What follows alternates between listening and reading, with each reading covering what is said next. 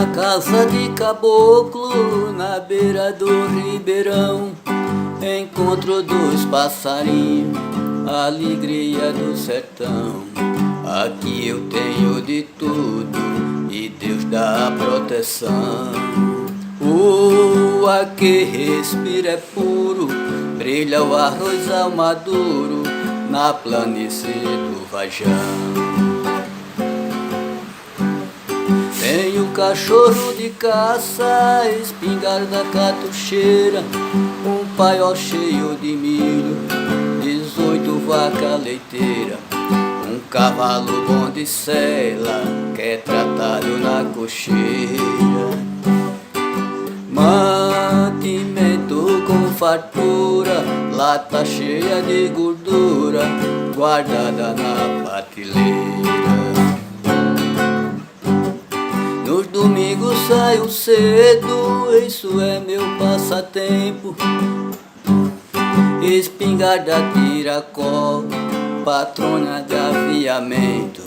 Os cachorros vão na trela, pula de contentamento.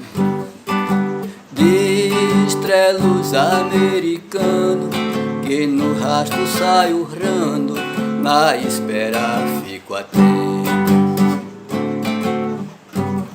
No dia que eu vou pro Rio, levo meu feixe de vara, também levo um covo grande, que eu mesma fiz de taquara.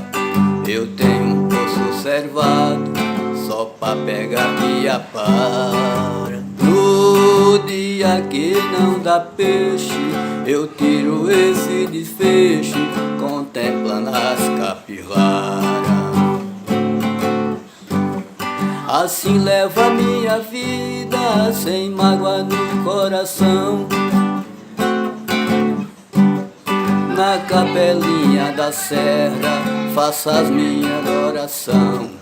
Na minha prece eu peço, Deus me dê a proteção.